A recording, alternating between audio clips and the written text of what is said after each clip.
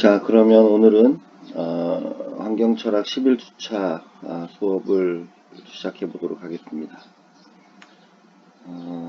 지난주까지 환경윤리에 대해서 중점적으로 다뤘다면 이번 주부터는 생태주의에 대해서 3주에 걸쳐서 다루도록 하겠습니다.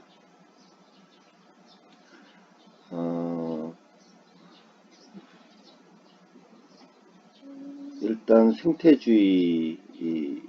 관련해서 큰 틀에서 이야기를 좀 먼저 해보는 게 좋겠는데,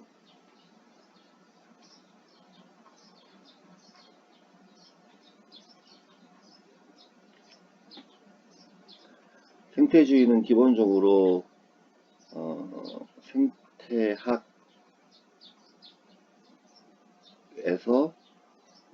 읽어낸 일종의 생태적 원리를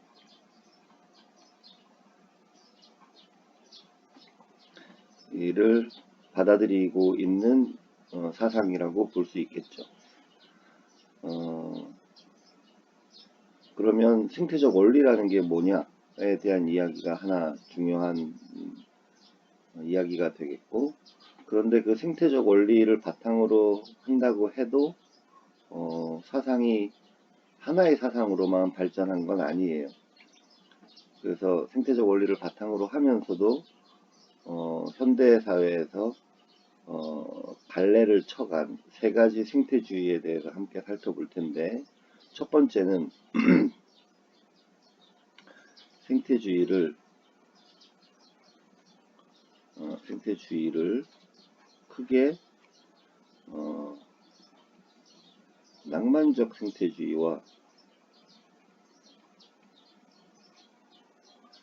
합리적 생태주의로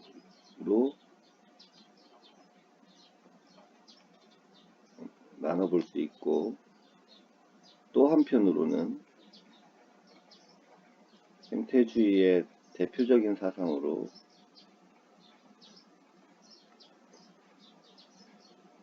세 개를 나눠볼 수 있겠는데, 하나가 근본 생태주의,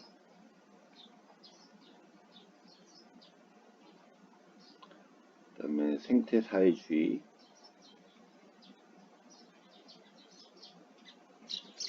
그 다음에 생태여성주의.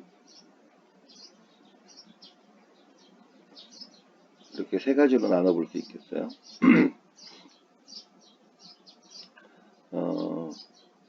낭만적 생태주의는 기본적으로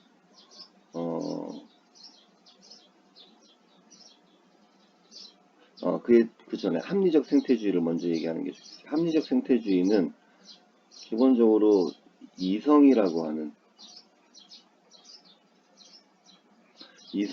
하는 것에 대해서 긍정적으로 평가를 하는 입장이라고 볼 수 있습니다. 이 이성이라는 키워드가 사실 굉장히 중요한데, 이 이성이 무엇과 연결이 사실 되냐면 과학 기술과 밀접한 연관이 있기 때문에 이 합리적 생태주의가 이성을 중요하게 생각한다, 이성을 긍정적으로 받아들인다라는 점을 이해하는 것은 중요해요. 그에 비해서 낭만적 생태주의는 합리적 생태주의에 대해서 대립적인 관계에 놓여 있습니다. 낭만적 생태주의는 이성에 대해서 부정적이에요. 그 말은 과학에 대해서도 부정적일 수 있고, 또 한편으로는 이 이성을 가진 유일한 존재가 인간이죠. 인간 중심주의에 대해서 매우 부정적입니다.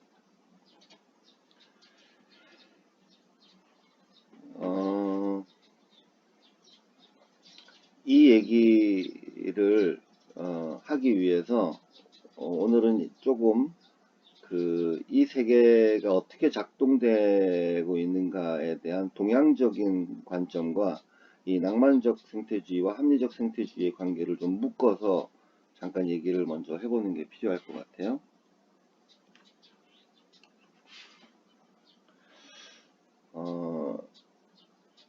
그 동양 사상 중에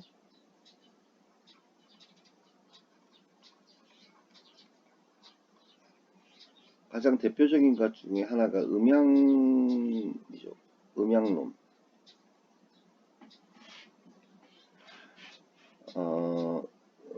음양론은 한마디로 말하면 이 세계의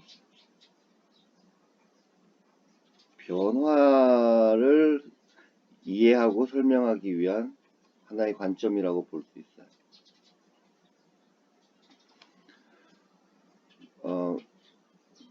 이 세계가 어떻게 존재하고 어떻게 변화해 가고 있는가에 대한 설명이 사실은 동양에서도 굉장히 다양하긴 한데 그 중에서도 가장 대표적인 것 중에 하나가 음양론이라고 볼 수 있고 요약하면 이런 거죠. 일종의 이 세계는 근본적으로 보면 태극이라고 하는 어떤 이 세계의 근원에서 출발해요.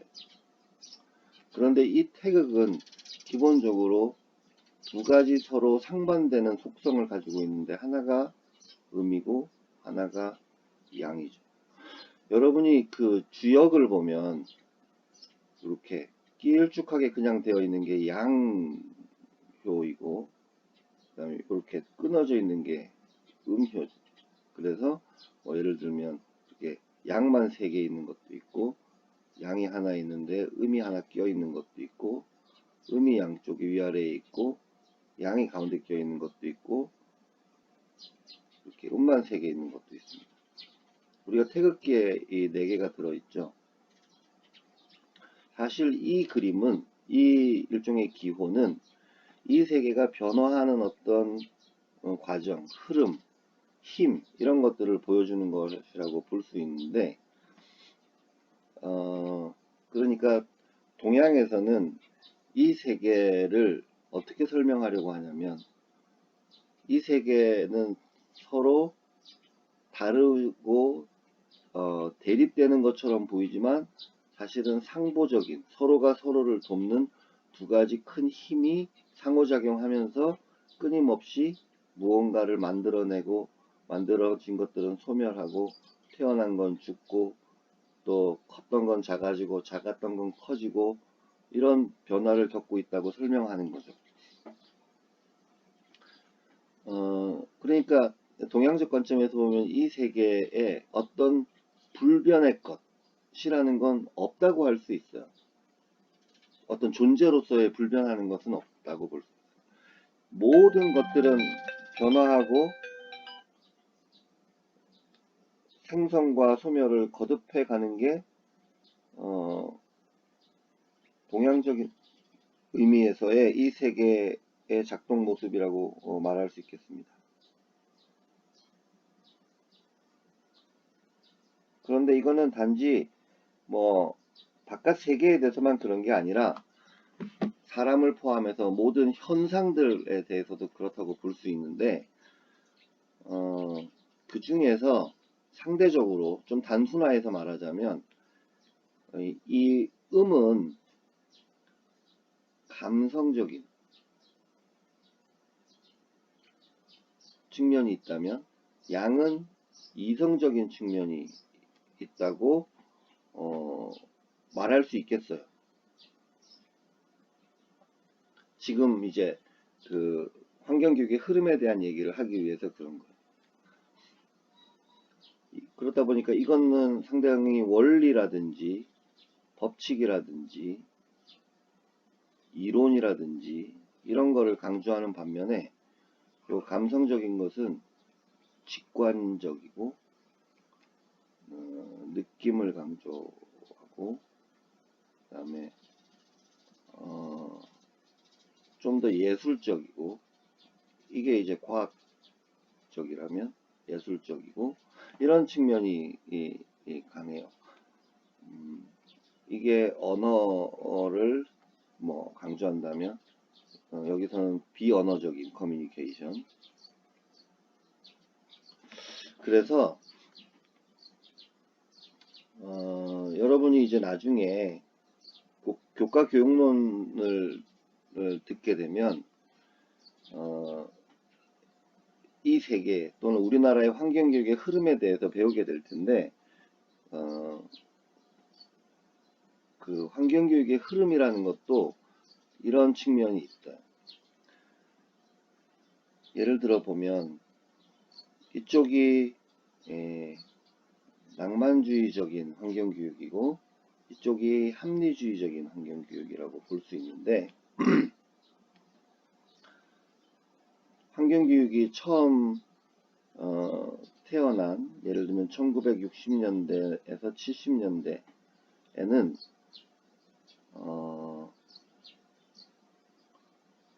낭만주의 쪽에 환경교육에 무게가 있었어요. 그랬다가 시간이 지나면서 합리주의적인 환경교육이 커졌다가 또 어느 시기가 되면서 다시 낭만주의적인 시기가 됐다가 또 어떤 시기가 되면서 합리주의적인 쪽으로 변해가고 있다고 말할 수 있어요. 자, 이 초창기에 이제 환경교육이 태어날 즈음에 낭만주의적 환경교육이 어떤 환경교육이라고 말할 수 있냐면 계몽주의적인 환경교육이라고 말할 수 있어요. 그러니까 이 당시에는 환경 문제의 심각성이나 이런 거에 대해서 많은 과학적 지식이라든지 뭐 정보를 제공한다든지 이런 거라기보다는 우리 주변에 뭔가 하천이 오염되고 공기가 오염되고 강에서 물고기들이 떼죽음을 하고 또 그런 우리 주변에 위험한 일이 벌어지고 있다는 걸 사람들에게 경각심을 불러일으키는 방식이라고 볼 수 있어요. 그래서 우리나라로 치면 이 계몽주의적인 환경교육과 관련된 게 이제 초창기에 사람들한테 물고기가 강에 떼죽음을 하고 있다든지 자동차 뒤에서 매연이 뿜어져 나온다든지 이런 것들을 보여주면서 사람들이 일종의 공포심을 느끼게 하는 거죠. 와, 문제가 심각하구나. 이거는 사람들에게 이성적으로 어떤 과학적인 데이터를 가지고 설명을 하고 이런 게 아니고 사람들의 감성을 자극하는 환경교육이었던 거예요. 사람들이 환경 문제의 심각성에 대해서 걱정하고 이러다간 큰일 나겠다. 이런 마음을 갖도록 하는 거에 초점이 있는 환경교육이었죠. 그런데 이런 식의 환경교육이 갖고 있는 문제가 있는데 처음에는 사람들이 강에 막 물고기가 떼죽음해 있고 이런 걸 보면 깜짝 놀래. 그러다가 그런 영상을 자꾸 보게 되면 어떻게 되냐면 무감각해지거나 무관심해지는 결과를 초래하게 돼요. 이 계몽주의 시대의 환경교육을 충격요법식 환경교육이라고도 부르는데 사람들에게 뭔가 지금까지 보지 못했던 환경이 파괴되거나 오염된 장면을 보여줘가지고 사람들한테 충격을 받게 하고 그걸로 인해서 공포심이나 심각성을 느끼게 하고 그래서 환경 문제를 해결하는 데 참여하도록 한다는 건데 실제로 사람들한테 이런 걸 자꾸 보여주니까 뭐 전에도 봤던 거 그러니까 그런 충격요법식은 일종의 마약과 비슷해서 사람들이 그냥 중독이 돼버려요. 그리고는 사람들이 무관심해지고 무감각해지는 거예요. 그러면 어떻게 되냐면 결국 마약에 그걸 더 센 걸 줘야 되는 거죠. 어지간해 가지고는 충격을 안 받으니까. 요 시기가 일종의 일기 낭만주의적인 생태주의, 낭만주의적 관점에서 사람들의 감성과 직관과 느낌과 이런 거에 의존해서 하던 환경교육의 시기예요. 그러다가 이게 합리주의적인 환경교육의 시대로 이게 바뀌게 되는데 그게 대체로 언제냐면 1987년 민주화운동 이후에 여러분 영화 1987 봤죠? 그 민주화운동을 거치면서 그 이전까지는 시민사회 운동이라는 게 굉장히 억압되어 있었어요. 그래서 민주화 운동, 노동 운동, 여성 운동과 함께 환경 운동도 사회적으로 마음대로 이렇게 펼칠 수가 없었거든요. 그런데 민주화 운동을 하면서 시민사회에서의 그런 운동이 좀 더 자유롭게 할 수 있는 사회적 분위기가 된 거죠. 그래서 공해추방운동연합이라든지 많은 환경단체들이, 배달녹색연합이라든지 이런 환경단체들이 만들어지면서 본격적으로 환경교육을 시작했는데, 그때 환경교육은 주로 누가 가르치는 역할을 했냐? 대학 교수들이 주로 그런 역할을 많이 했어요. 시민대학 이런 걸 하면 대학 교수들이 가가지고 환경 문제에 대해서, 이 계몽주의 시대에는 주로 느낌에 대해로 호소했다면, 아, 이거 안 되겠다. 뭔가 체계적인 지식이 필요하다. 그래서 교수들이 환경 문제와 관련된 여러 가지 원리라든지 개념이라든지 또는 법칙이라든지 뭐 이런 것들에 대해서 설명을 하기 시작했어요. 그러면서 낭만주의적인 환경교육이 합리주의적인 환경교육으로 이렇게 변해가요.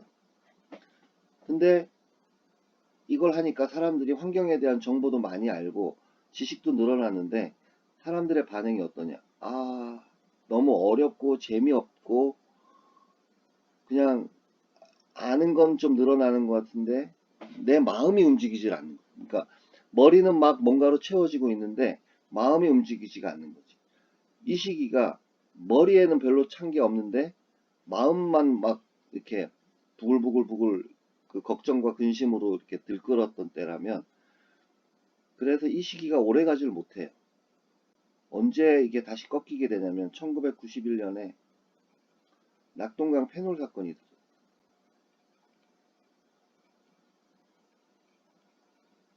그러면서 이때 굉장히 많은 학교와 학교 밖에서 환경교육에 대해서 관심이 커지고 교육을 막 하게 되는데, 이때 했던 것 중에 하나가 대표적으로 이 충격요법식 교육과 지식 중심의 교육이 함께 이 시기에 막 진행이 되려고 해요. 그래서 일단 충격요법식 교육 중에는 이렇게 비커에다가 물을 따라 놓고 여기 물고기가 한 마리 있으면 여기다가 세제를 풀어. 그래가지고 얘가 몇 초 만에 죽느냐, 이런 거를 실험을 막 하는 거예요. 그러니 어떻게 되겠어요? 어린아이들한테 이런 걸 가르치니까 아이들이 되게 충격을 받긴 하겠죠, 처음에. 물고기가 막 죽어서 떠오르고 그러니까. 근데 우리가 생각해보니까 이게 좀 문제가 있는 거야. 왜냐하면 생명 교육을 하기 위해서 방법이 죽임이라는 방법을 통해서 환경교육을 하고 있는 거야. 이게 목표와 방법이 불일치하잖아요. 모순적이잖아. 아, 그래서 더 이상 이런 식의 교육을 하면 안 된다고 생각을 해. 그런데 또 한편으로는 그 이전처럼 전문가들이 와서 막 지식을 제공하고 정보를 제공했더니 시민들이 관심이 없고 어려워해. 그래서 뭐 어떻게 새로운 방식으로 환경교육을 해야 되는가, 그 당시에 이제 많은 사람들이 고민을 막 했는데, 그 고민을 한 결과로 등장한 게 뭐냐면, 이때 비로소 아, 많은 사람들이 도시화되는 과정에서 자연 체험이 부족하구나. 그래서 체험 중심의 환경교육이 이때 등장하기 시작합니다. 주로 1992년 3년 무렵에. 그래서 자, 그렇다면 아이들을 데리고 숲으로, 강으로, 바다로, 갯벌로 가서 직접 자연을 체험하고, 자연이 되게 아름답고 자연이 소중하구나, 아, 자연은 나에게 꼭 필요하구나, 이런 것들을 길러줄 수 있는, 생태적 감수성과 생명 윤리를 기를 수 있는 자연 체험 교육을 해야 되겠다. 그렇게 될 수 있다면 그 뒤에 지식이라든지 어떻게 해야 될까, 이런 문제는 이 바탕에 할 수 있다, 이렇게 생각을 해서 다시 느낌의 시대로 다시 내려가요. 이게 1990년대 초에서부터 주로 처음에는 내가 1997년 8년이라고 했는데, 이 시기는 계속 딜레이 되고 있는 것 같은데, 내가 생각하기에는 거의 2015년 정도까지는 좀 늦어진 것 같아요. 이 시기가 굉장히 길어졌어요. 그래서 환경교육을 하는 많은 사람들이 이제 자연놀이, 자연체험, 생태관광, 이렇게 직접적인 체험을 통한 환경교육 이런 거에 굉장히 초점을 맞추게 됐고, 또 하필 이 시기에 주 5일제 근무, 토요 휴무제, 그러니까 학교도 토요일 날 수업을 안 하고 회사도 토요일 날 근무를 안 하게 되면서 주말에 가족들이 밖으로 여가 활동을 나가는 게 커지면서 이왕 그러면 자연에 놀러 가는데 그냥 놀러만 가는 게 아니라 애들이 뭔가 배울 거리가 있으면 좋지 않을까. 그렇게 생각을 하니까 이 체험이 여가와 학습을 결합한 굉장히 매력적인 활동으로 여겨지게 됐어요. 그래서 전국 곳곳에 이런 체험 마을이라든지 체험 프로그램 같은 것들이 막 생겨나게 됐고, 많은 환경교육 하는 사람들이 자연 생태를 기반으로 한 체험 교육, 또 해설가라는 것으로 어, 움직이게 돼요. 그러다가 1997년에 IMF를 겪고, 또 2008년에 금융위기를 겪고, 이렇게 경제적 위기가 심각해지니까 환경에 대한 관심이 굉장히 줄어들게 돼요. 그러나 그와 함께 등장한 게 뭐냐면, 하필 묘하게도 이 1992년부터인데 지속가능 발전이라는 개념이 등장하기 시작해요.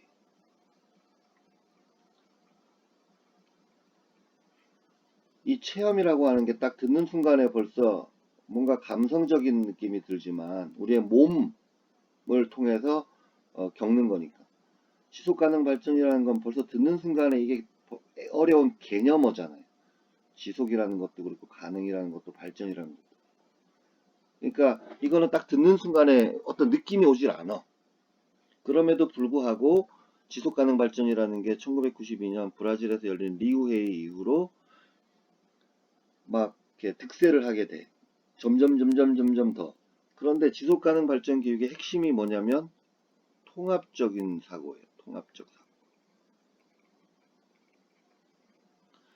이때의 지식이 뭔가 분과적인 환경공학이나 환경과학적인, 그 중에서도 물이면 물, 대기면 대기, 폐기물이면 폐기물, 이렇게 분리되어 있는 지식 중심의 환경교육이었다면, 이때 다시 합리주의적인 환경교육으로 변해가긴 하지만 그렇게 분과적인 접근이 아니라 훨씬 더 통합적인 접근으로 방향이 바뀌게 돼. 그러면서 이게 다시 이제 이 합리주의적인 걸 향해서 가게 된 또 하나의 배경 중에 하나는 낙동강 패널 사건이 아니라 4대강도 관련이 있어요.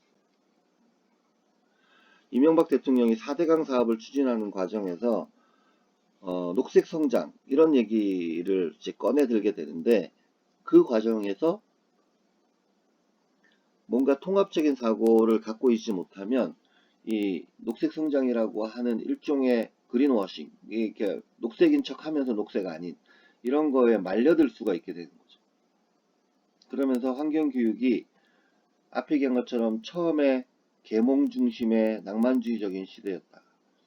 이게 시간이 지나면서 다시 인간의 이성을 강조하는 합리주의적인 환경교육으로 갔다가 다시 이게 체험 중심의 낭만주의적인 환경으로 갔다가 이게 다시 지속가능 발전과 특히 이제 최근에는 기후변화와 같은 지구적 환경 문제가 발생하면서 통합적 사고를 강조하는 이성 중심의 환경교육으로 변해가고 있어요.